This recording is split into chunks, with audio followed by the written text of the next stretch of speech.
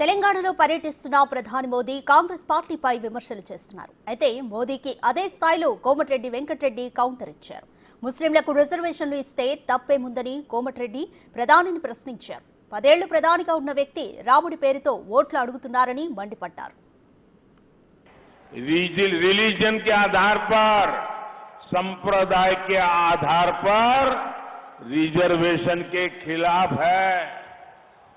बाबा साहब आंबेडकर भी संप्रदाय के आधार पर रिजर्वेशन के खिलाफ रहे हैं, लेकिन कांग्रेस आपका रिजर्वेशन छीनकर, आप में डाका डालकर, आप में से लूट चलाकर आपको बाबा साहब आंबेडकर ने जो रिजर्वेशन दिया है वो छीनकर अपने वोट बैंक को देना चाहती है।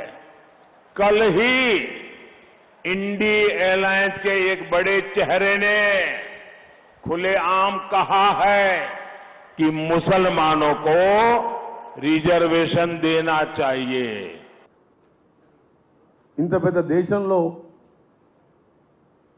ఒక క్యాస్ట్ ని మనం టార్గెట్ చేస్తే ఏమన్నా జరగరాని జరిగితే ఏ మిలిటరీ ఏ ఆర్మీ కూడా కంట్రోల్ చేయలేని పరిస్థితి. సెక్యులర్ కంట్రీలో అందరూ కూడా స్వేచ్ఛగా జీవించే హక్కు ఉండాలి. ఇప్పుడు కూడా మళ్ళా మాట్లాడిన గౌరవ ప్రధానమంత్రి గారు మేము ముస్లిం రిజర్వేషన్ ఎత్తేస్తామని. మీరు ఒకసారి సచార్ కమిటీ చేసినప్పుడు ముస్లింలలో దళితులతో పాటు దళితుల కంటే ఎక్కువ పేదవాళ్ళు కూడా ఉన్నారన్ను. వాళ్ళందరూ భారతీయులే. ఎస్సీ ఎస్టీలకు బీసీలకు కులగణన ఈ విధంగా ఇవాళ రాహుల్ గాంధీ తీసుకొని ఇంకా కూడా రిజర్వేషన్ పెంచాలనుకుంటాం, పెంచు. ఈ ఉన్న రిజర్వేషన్ తీసేయాలని తీసుకొచ్చి ఇవాళ మీ ఓటు బ్యాంక్ రాజకీయాలను పెంచుకునే విధంగా దాని విధంగా మాట్లాడడం కూడా తప్పని చెప్పి ఇలా బీజేపీ అమిత్ షా మోడీ ఎవరు మాట్లాడి అదే మాట్లాడదు. ఎందుకంటే అది తీసేస్తా అంటే ఇందులో ఓట్లు వస్తాయండి. ఇది పద్ధతి కాదు. ఇది अयोध्या में राम मंदिर बना,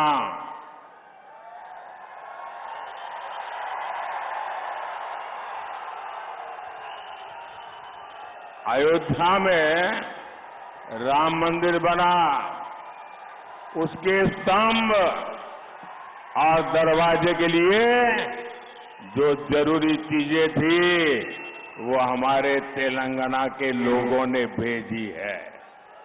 वो दरवाजे आज मंदिर की शोभा बढ़ा रहे हैं।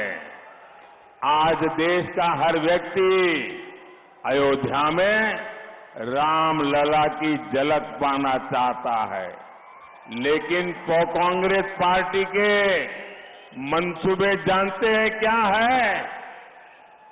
आप मुझे बताइए, राम मंदिर बनने से आप लोग खुश है ना? జన్ అకౌంట్ అంటే అందరు ధనాధన్మని మొత్తం 40 కోట్ల మంది అకౌంట్లు ఓపెన్ చేసుకుని జీరో బ్యాలెన్స్తో అకౌంట్ ఓపెన్ చేసుకుని తప్ప అది జీరో బ్యాలెన్సే ఉన్నదల్లా. అకౌంట్లో పైసలు పడలే. మళ్ళా రెండవసారి అధికారంలోకి వచ్చిండు. ఈసారి మూడోసారి ఇక ఈ బ్లాక్ మనీ ఇవన్నీ పక్కన పెట్టి రాముని పేరు మీద ఎక్కడికి వెళ్ళినా కానీ అయోధ్య రామ మందిరం ఇప్పుడు కూడా నేను వచ్చే ముందు భీమనవాడ మీటింగ్లో ఉంటే ఆయన చివరి కన్క్లూడింగ్ స్పీచ్లో చెప్తున్నాడు, అసలు మీరు ఇంత మంచి రామాలయం కట్టింది మీ అందరికీ సంతోషమేనా అని చెప్తే, అంటే రాముని పెడిగి ఓట్లు అడిగే స్టేజ్కి వచ్చిండు 10 ఏళ్ళు ప్రధానమంత్రి ఉండి. सुबह उठते ही माला जपना शुरू करते थे। जब से उनका राफेल वाला मामला ग्राउंडेड हो गया, तब से उन्होंने एक नई माला जपना शुरू किया। 5 साल से एक ही माला जपते थे, 5 उद्योगपति, 5 उद्योगपति, 5 उद्योगपति। फिर धीरे धीरे कहने लगे अंबानी अडानी, अंबानी अडानी, अंबानी अडानी 5 साल से।